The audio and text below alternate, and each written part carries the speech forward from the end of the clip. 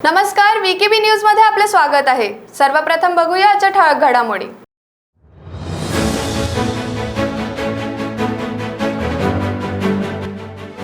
कन्हान मुख्य जलवाहिनीची गळती दुरुस्ती होणार असल्यामुळे 2 ते 3 सप्टेंबर दरम्यान नागपूरच्या काही भागात 24 तासांचे शटडाऊन।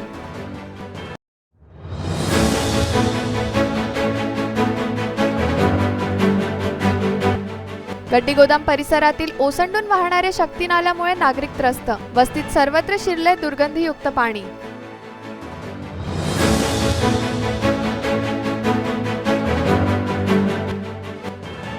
आणि यवतमाळच्या रॅन्चोने केलं भंगारातील सायकलचं इलेक्ट्रॉनिक बाईकमध्ये रूपांतर।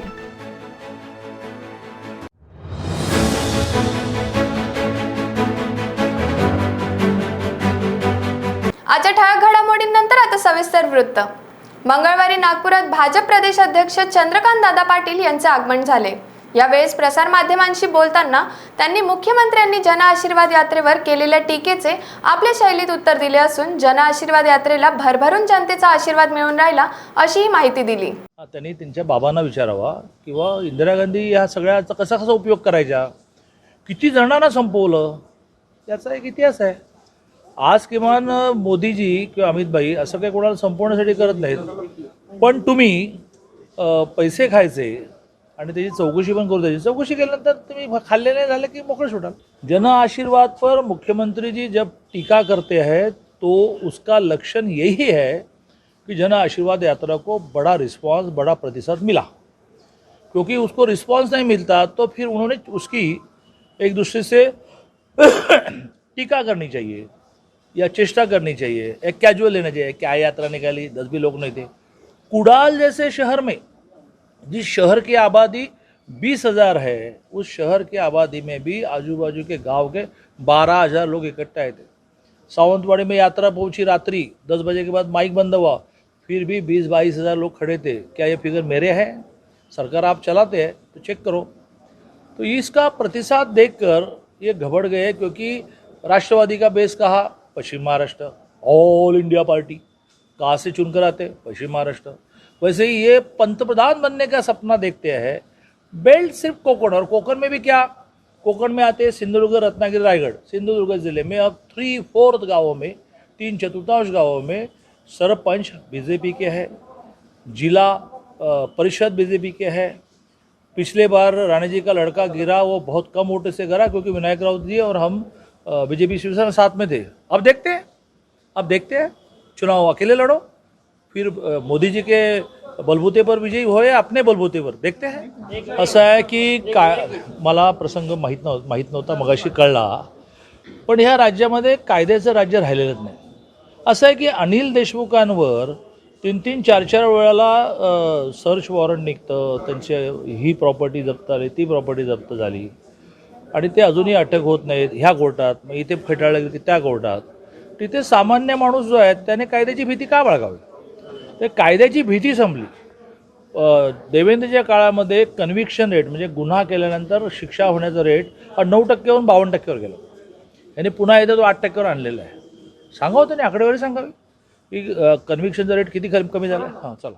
कन्हान 1300 या मुख्य जलवाहिनीवरील गळती दुरुस्तीसाठी 2 सप्टेंबर ते 3 सप्टेंबर दरम्यान 24 तासांचे शटडाऊन करण्यात येणार असून नागरिकांनी वापराकरिता पुरेसा जलसाठा करून ठेवण्याची विनंती मनपा व ऑरेंज सिटी वॉटर तर्फे करण्यात आली आहे।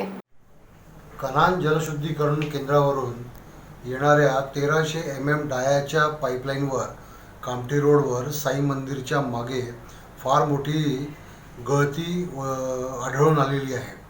या गळतीला बंद करण्यासाठी नागपूर महानगरपालिका आणि ऑरेंज सिटी वॉटरने 24 तासाचं शटडाऊन घेण्याचं ठरवलं आहे।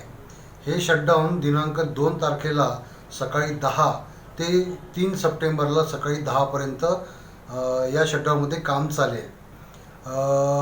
Asi Nagar zone, Nehrunagar zone, Lakadganj zone आणि सतरंजीपुरा झोन या भागातला पाणी पुरवठा 3 तारखेला संध्याकाळी 5 वाजेपर्यंत बाधित राहील।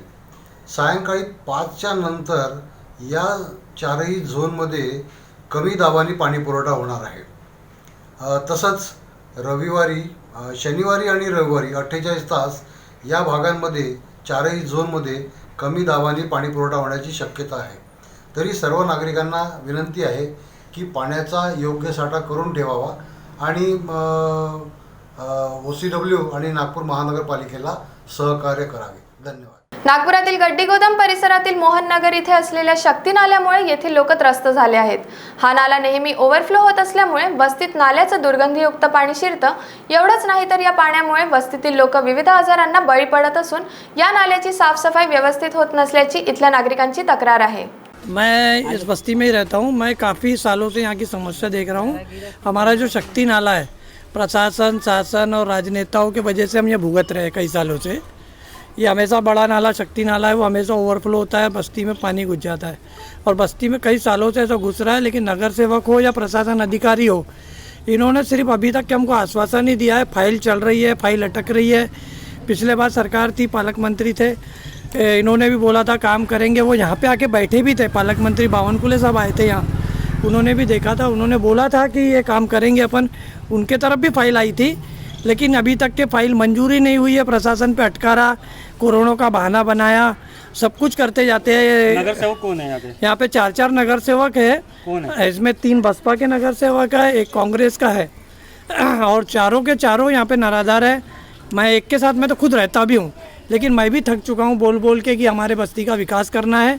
मेरे भी हाथ मजबूर हूँ मैं भी, लेकिन मैं करवाने की हम लोग कोशिश कर रहे हैं. समस्या है हाँ, ये समस्या कई सालों से है. समस्या ये है कि साफ़ सफाई भी बराबर नहीं होती, नाले की दिखावा होता है. इसके पहले JCP आया था और JCP ने काम इतना गंदा किया है कि दिखावे का काम किया है. प्रशासन को बोला गया, लेकिन प्रशासन अधिकारी है, सिर्फ कैबिन में बैठकर ही देख रहे हैं सब कुछ. यहाँ पर झांकते नहीं हैं और आते हैं, दिखावा करते हैं. मैंने एक को फाइल बनाने की बोला, जूनियर इंजीनियर को, वो 1 महीने से सिर्फ फाइल ही बना रहा है. एक फाइल बनाने को 1 महीना लग गया है. और हमारे इधर के लिए विकास के लिए निधि मांगे है. ऐसा हमको पता चला है कि सामने कोई गटर लाइन डालने वाले हैं, लेकिन अभी तक के कोई अभाव नहीं दिखा है. बस्ती वाले खूब परेशान हैं और हर घर में यहाँ डेंगू का मरीज है.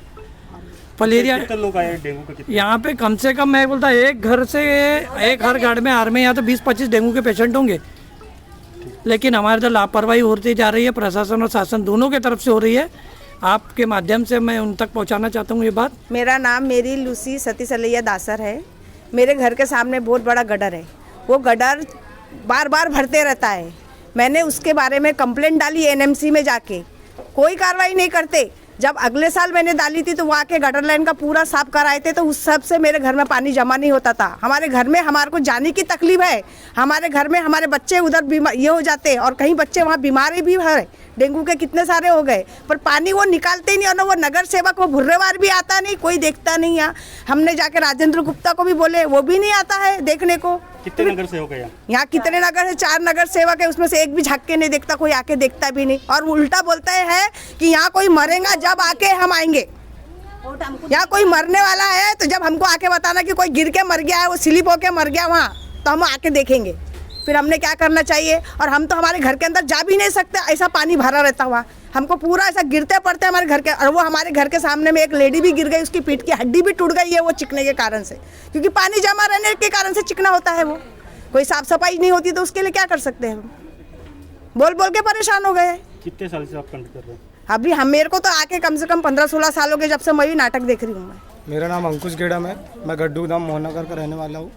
और हमारे घर पे, हमारी बस्ती में इतनी तकलीफ है कि गटर जो अपना पीछे का नाला है उसका पूरा पानी भरता है और हमारी बस्ती में जमा होता है. उससे हमारे बस्ती में लोग बीमार हो रहे हैं. मेरे घर में खुद डेंगू के पेशेंट पड़े हैं. मैं भी खुद बीमार हूँ, अभी बीमारी से उठा हूँ. और इतनी तकलीफ है, आप देख सकते हैं कि पानी इतना भरा हुआ है. फिर भी वो भुर्रेवार नगर सेवक संजय भुर्रेवार करके, मैं उनके घर भी जाके गया, उनको मैंने कंप्लेंट करा कि यहाँ पे पानी भर रहा है, यहाँ पे फ्लोरिंग कराना है इतनी जगह पे. तो वो बोलता है कि कितना बड़ा है, पूछता है मेरे को कितना बड़ा है. बोले, मैंने बताया उसको इतना बड़ा है, तो बोले इतना बड़ा नहीं होगा, मेरे को फंड नहीं मिला. उसको फंड इसलिए मिला क्योंकि उसके घर के पास उसने पूरा पहुँच कर दिया, उसको उसके लिए उसका फंड मिला है. पर हमारे यहाँ छोटे से काम करने के लिए उसको फंड नहीं मिला. डायरेक्ट बोलता फाइल है, फाइल रेडी है, फाइल पास हो रही है. वो बस्ती के पास में रहने के बाद वो इधर झाँक के नहीं दिखता. और जब से जीता है सिर्फ 2 या 3 बार आया हूँ, उसके बाद कभी नहीं आया वो. 2 बार और नहीं आया. उसके पास जाओ तो वो, मैं बीच में भी गया था इसके फ्लोरिंग के लिए, तो बोले 1 घंटे में आता हूँ. नवीन भैया को बोलता हूँ 1 घंटे का, आज 5 दिन हो गया पर अभी तक नहीं आया. यानी 1 घंटा अभी तक नहीं हुआ उसका. तो उसके बताओ आप क्या कर सकते हो उसके लिए. नेर तालुक्यातील ब्राह्मणवाडा या गावातील हिमांशू सुनील घावडे या मुलाने भंगारातील सायकलचं रूपांतर इलेक्ट्रॉनिक बाईकमध्ये केलं असून केवळ 5 रुपयांच्या खर्चात ही बाईक 50 किलोमीटर चालते. हिमांशू पॉलिटेक्निक करत असून इलेक्ट्रॉनिक शाखेचा विद्यार्थी आहे. यवतमाळमधील नेर गावातील ब्राह्मणवाडा परिसरातील हिमांशूने भंगारमध्ये ठेवलेल्या सायकलचे रूपांतरण इलेक्ट्रॉनिक बाईकमध्ये केले असून किमान 5 रुपयांच्या युनिटमध्ये चार्ज होऊन ही बाईक 50 किलोमीटरचा प्रवास करू शकते. पेट्रोल डिझेलचे वाढते दर पाहता सगळ्यांना दुचाकी चालवणे परवडणार नाही. हा विचार हिमांशूला आला असता त्याने या इलेक्ट्रॉनिक बाईक बनवायचा विडा उचलला.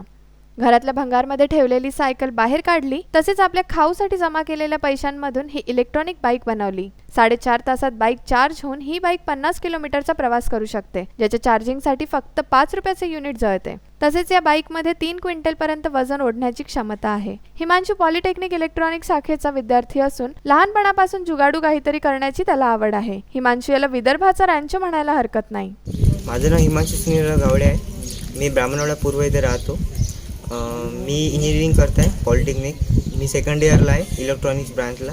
आता माझं सेकंड इयर कंप्लीट झालं, आता थर्ड इयरला जाणार आहे. तर मी एक इलेक्ट्रॉनिक बाईक तयार केली आहे जे बॅटरीवर चालते. ते 48 वोल्ट 750 वॅटची एक मोटर वापरली आहे, त्यात BLDC मोटर वापरलेली आहे. त्यानंतर त्यात एक 48 वोल्ट 20 एम्परची बॅटरी पण आहे, जे की तिला पॉवर प्रोव्हाइड करते. आणि त्यानंतर तिचा जो 1 किलोमीटरचा 50 किलोमीटरचा जो पूर्ण खर्च आहे तो फक्त 4 ते 5 रुपये आहे, म्हणजे 1 युनिट. एका चार्जला तिला 4.5 ते 5 घंट्यात फुल डिस्चार्ज झाल्यानंतर 4.5 ते 5 घंट्यात चार्जिंग होऊ शकते ती. आणि त्यानंतर तिची 40 ते 45ची टॉप स्पीड आहे आणि 50 किलोमीटर चालते ती. आणि हिचा जो सगळा बनवण्याचा खर्च आहे तो 17 ते 18 हजार रुपये झाला आहे. याच्यात आपण अधिक सुधारणा म्हणजे कशी ती सायकल चेंज करू शकतो. आपण फॅट टायर बाईक लावू शकतो, म्हणजे जे जाड टायरवाली तिथं सगळं मजबूत येते, स्टील बॉडी येते. आणि त्यानंतर ती जर सायकल लावली आपण तर हिचा खर्च जास्तीत जास्त 24 ते 25 हजार रुपये येईल. आणि समोर माझी अशी इच्छा आहे की हिचं जर मी पेंटेंट बनवलं तर मी सगळ्या लोकांना नागरिकांना कमी पैशात 24 ते 25 हजारात मी हिचा इलेक्ट्रिक बाईक अपलोड करून देऊ शकतो. कोल्हापूर जिल्ह्यातील तसेच महाराष्ट्रातील पूरग्रस्तांच्या विविध मागण्यांसाठी राजू शेट्टी हे शेतकऱ्यांना घेऊन बुधवारपासून पंचगंगा परिक्रमा व जलसमाधी आंदोलन करणार आहेत. प्रयाग चिखली इथून या परिक्रमेला सुरुवात होणार असून 5 सप्टेंबरला हजारो पूरग्रस्तांसह नरसिंगवाडी इथे जलसमाधीचं किमान चित्र तरी निर्माण करावं अशी विनंती या आंदोलनात सहभागी होण्यासाठी राजू शेट्टी यांनी शेतकऱ्यांना केली. पूरग्रस्तांना 2019च्या शासन निर्णयाप्रमाणे महापुरामध्ये बुडलेल्या पिकाला मदत द्यावी याचा शासन निर्णय करावा या मागणीसाठी, त्याचबरोबर नियमित कर्ज भरणाऱ्या शेतकऱ्यांना 50,000 रुपये घोषित केलेलं प्रोत्साहनात्मक अनुदान ताबडतोब द्यावं आणि विनाअट पुनर्वसन करावं या आणि अशासारख्या मागण्या घेऊन 23 ऑगस्टला एक प्रचंड मोठा मोर्चा काढला होता. आणि त्यानंतर 8 दिवसाची सरकारला मुदत दिलेली होती. ती मुदत उद्या संपते आणि आता सरकारनं काही निर्णय घेतलेला नाही. त्यामुळं हजारो शेतकऱ्यांना बरोबर घेऊन 1 सप्टेंबरला सकाळी 8:30 वाजता प्रयाग चिखलीतून मी नरसिंहवाडीच्या दिशेनं चालत निघणार आहे आणि 5 सप्टेंबरला दुपारी 3:30 वाजता नरसिंहवाडीमध्ये पोहोचणार आहे. तेव्हा हा लढा केवळ कोल्हापूर जिल्ह्यातल्या शेतकऱ्यांचाच नाही आहे, पूरग्रस्तांचाच नाही आहे, तर सांगली जिल्ह्यातल्या आणि इतर जिथं जिथं महापूर आलेला आहे महाराष्ट्रातल्या सगळ्याच शेतकऱ्यांना न्याय मिळावा म्हणून हे आंदोलन सुरू केलेलं आहे. आणि एकदा बघूया, सरकार जर का निर्णय घेणार नसेल तर आपण हजारोंच्या संख्येनं जलसमाधी घ्यायला निघालेलो आहे. हे चित्र तरी निर्माण करूया आणि त्यासाठी मोठ्या संख्येनं 1 सप्टेंबरला सकाळी 8 वाजता प्रयाग चिखली येथे सर्व शेतकऱ्यांनी हजर राहावं अशी विनंती करतो. नागपूरच्या किंग्सवे रुग्णालयात उपचार सुरू असलेल्या बांगलादेश एअरलाइन्सच्या वैमानिकाने सोमवारी सकाळी अखेरचा श्वास घेतला.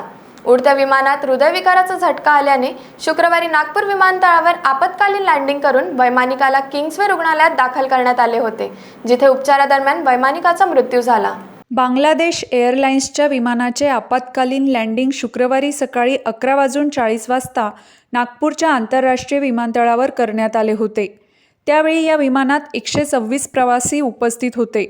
जेव्हा विमान रायपूरवरून उड्डाण करत होते तेव्हा विमानाचे पायलट नौशाद अतोल कयूम यांना हृदयविकाराचा झटका आला असता विमानाच्या को पायलटने कोलकाता हवाई वाहतूक नियंत्रण कक्षाशी संपर्क साधून आपत्कालीन लँडिंगसाठी परवानगी मागितली. ATCने BZ-022 बोईंग विमानाला नागपूर विमानतळावर उतरण्याची परवानगी दिली असता को पायलटने विमान नागपूर विमानतळावर उतरवले, जिथून पायलटला उपचारासाठी किंग्सवे रुग्णालयात दाखल करण्यात आले.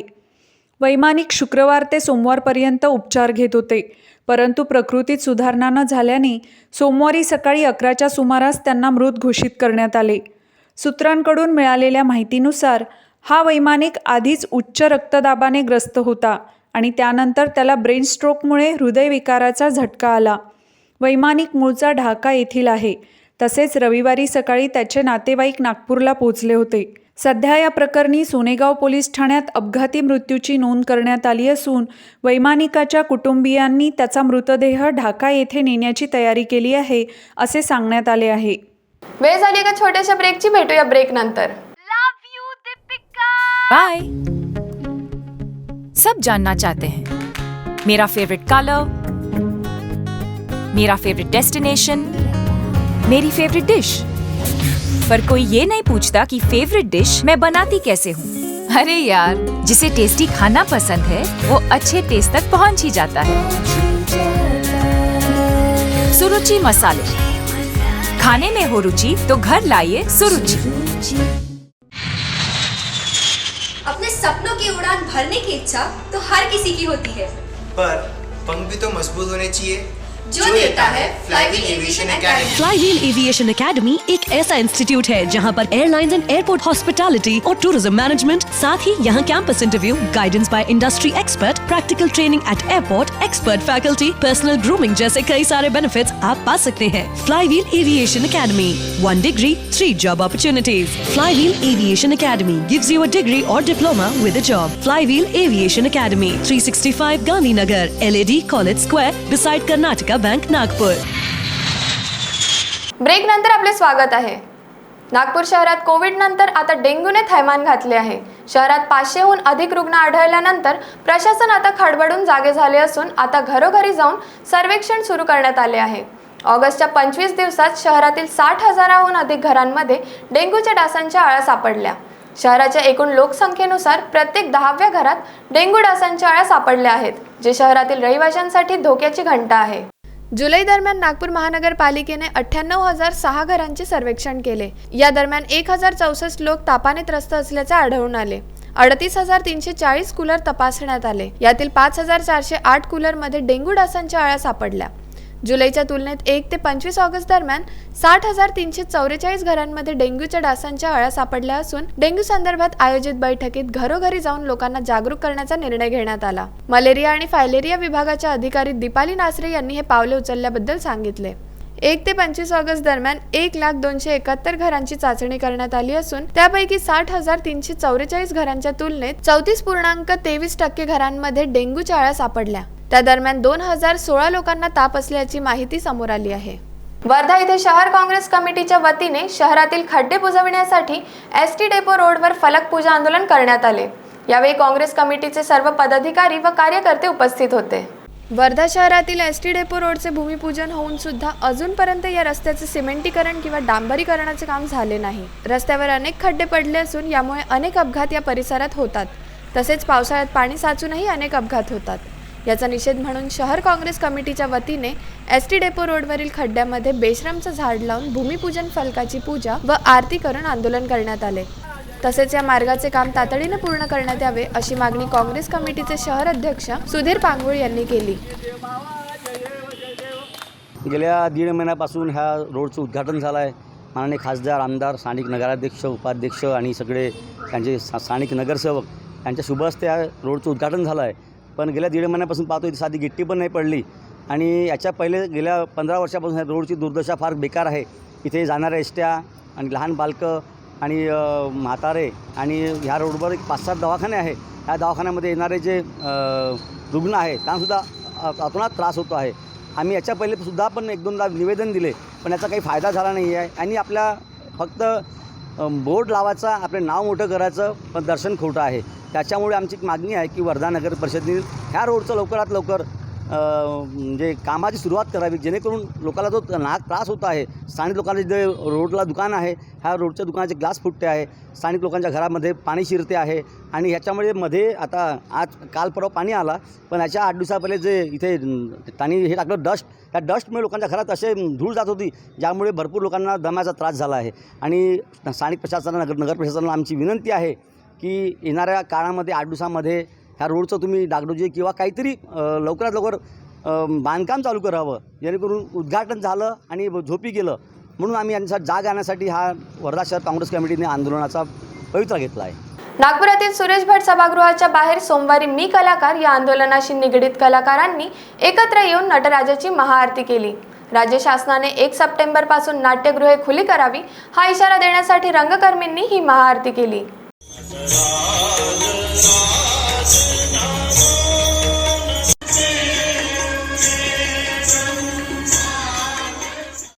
कोरोनामुळे सर्व कलाकारांच्या रोजीरोटीवर परिणाम झाला आहे. कोरोना निर्बंध शिथिल होऊनसुद्धा राज्य शासनाने अजूनपर्यंत नाट्यगृहे खुली करण्यास सहमती दिली नसल्यामुळे मी कलाकार आंदोलनाशी निगडीत कलाकारांनी एकत्र येऊन सुरेश भट सभागृहासमोर नटराजाच्या मूर्तीची महाआरती केली व राज्य शासनाने नाट्यगृह खुली करावी ही मागणी केली. ठाणे महापालिकेच्या माजीवाडा प्रभागाच्या सहाय्यक आयुक्त कल्पिता पिंपळे यांच्यावर फेरीवाल्याने प्राणघातक हल्ला केला.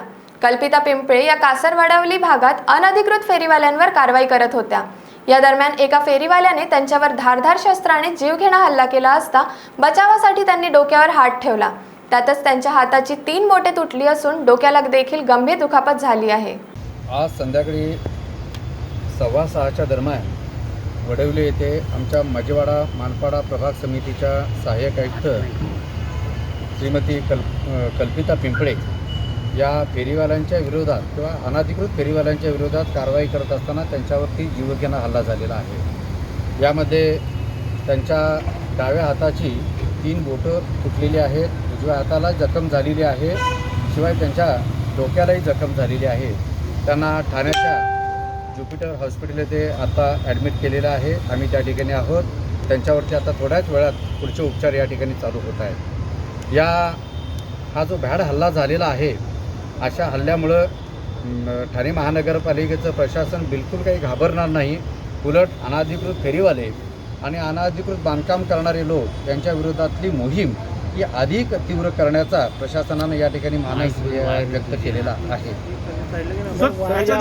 पुढचं पाऊल काय असणार, काय स्पेशल मोहीम याच्यासाठी पुढे काय छेडली जाणार का?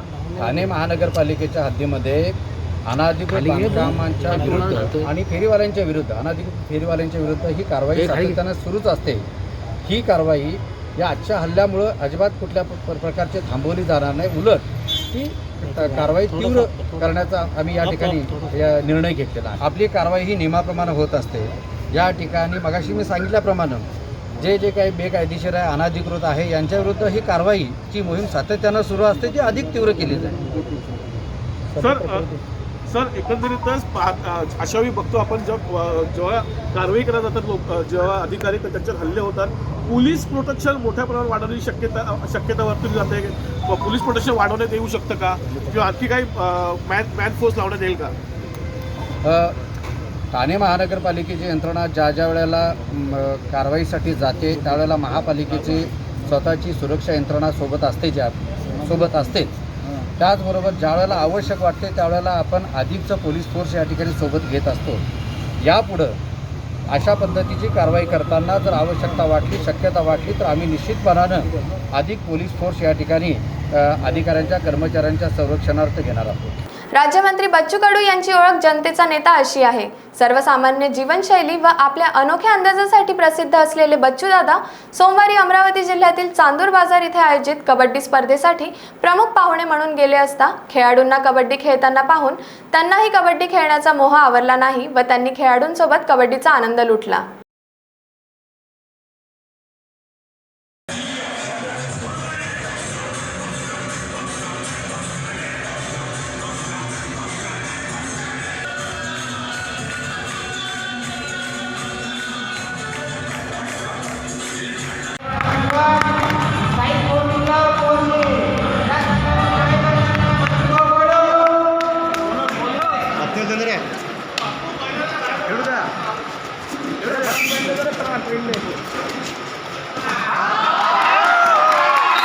तर आज VKB मराठी न्यूजमध्ये एवढंच. उद्या पुन्हा भेटूया काही नवीन घडामोडींसह. बघत राहा VKB न्यूज. नमस्कार.